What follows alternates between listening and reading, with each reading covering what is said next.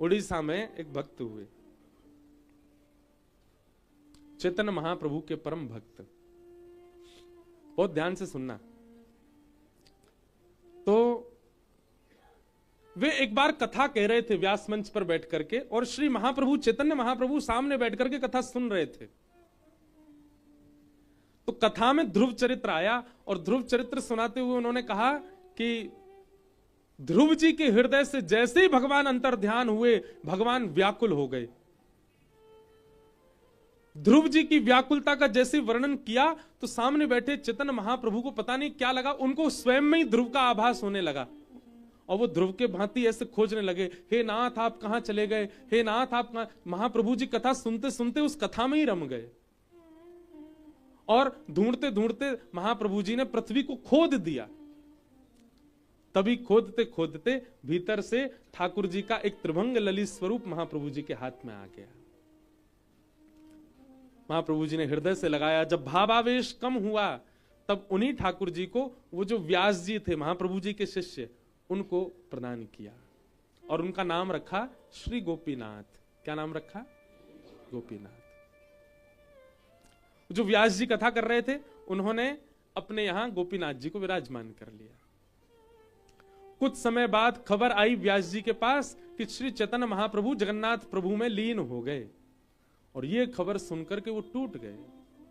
हमारा आश्रय चला गया, हमारे प्राणनाथ चले गए, अब हम किसके दर्शन करें, अब हम किसका अनुभव करें। तब व्याकुलता के कारण उनकी कमर धीरे धीरे झुकने लग गई। अब वे गोपीनाथ जी का श्रृंगार करने के लिए जाते तो श्रृंगार करते समय जैसे ही चंदन लगाते तो चंदन माथे पे ना लग के गालों पे लग जाता, नाक पे लगता, ओष्ठ पे लग जाता, थोड़ी पे लग जाता। सब लोग आके बोले, अरे व्यास जी आप तो इनके मुख पे ही चंदन लगा दो। उन्होंने मन में विचार किया कि अब सेवा मुझसे हो नहीं पाती, मैं किसी पुजारी को नियुक्त कर देता हूं ठाकुर जी के लिए। और उन्होंने एक पुजारी नियुक्त कर दिया। एक दिन की सेवा एक अन्य पुजारी ने की। ठाकुर जी का खूब बढ़िया श्रृंगार हुआ, खूब बढ़िया सब साज सजे, चंदन भी आज माथे पे लगा। उनकी कमर झुक गई थी, बेचारे नीचे से देख रहे थे, वाह ठाकुर जी बहुत दिनों बाद आपको श्रृंगार बहुत बढ़िया भयो। रात्रि में जैसे ही सोए ठाकुर जी रोते हुए स्वप्न में आ गए और कहने लगे, हम तोते सेवा करावे के लिए प्रकट भय, हम तोते सेवा करावे के काजे बैठे और तुमने कहे दूसरों पुजारी धर दियो मेरे काजे। बोले जय जय, मेरी कमर झुक गई, मैं आपको चंदन ना लगा पाऊं, मेरा हाथ ऊपर ना आ पावे, मैं कैसे सेवा करूं, अब बढ़िया श्रृंगार करता रहो पुजारी आपको।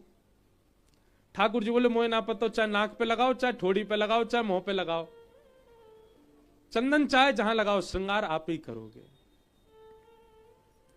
और दूसरे दिन ठाकुर जी के हट मान करके जब वे स्वयं श्रृंगार में गए, जैसे ही प्रवेश किया तो क्या देखा, त्रिभंग ललित श्याम सुंदर जो खड़े हैं गोपीनाथ, वो घुटने के बल बैठ गए और हमारी आपकी तरह सुख आसन में बैठ करके ऐसे बैठ गए और बोले, अब मैं तुम्हारे बराबर को हो, अब तुम ही श्रृंगार करो मेरो। और ठाकुर जी को नाम बदल गए हो, ठाकुर जी को नाम है गो टोटा गोपीनाथ। बोलो टोटा गोपीनाथ की जय। ठाकुर जी बैठ गए, टोटा है गए। किसके लिए? हमारे लाल जी बेचारे जब तक सेवा में आए तब तक वैसे ही हैं। इसका मतलब क्या? हमारे भाव में कहीं कमी है। हमारे ठाकुर जी वैसे ही हैं जैसे हमको प्राप्त भय, वैसे ही रहें, कोई दिक्कत नहीं है। पर कभी आपके चित्त में इच्छा तो प्रकट होनी चाहिए कि नाथ थक ना जाते होगे, पूरी तरह यूं ही रहो, कभी कभी हाथ ढीले कर ले करो। ठाकुर जी पूरी तरह खड़े रहो, आपके पावन में थका नहीं जाती हो, कभी कभी लेट जाया करो। पर हमारी भक्ति में सामर्थ्य नहीं कि ठाकुर जी लेटे।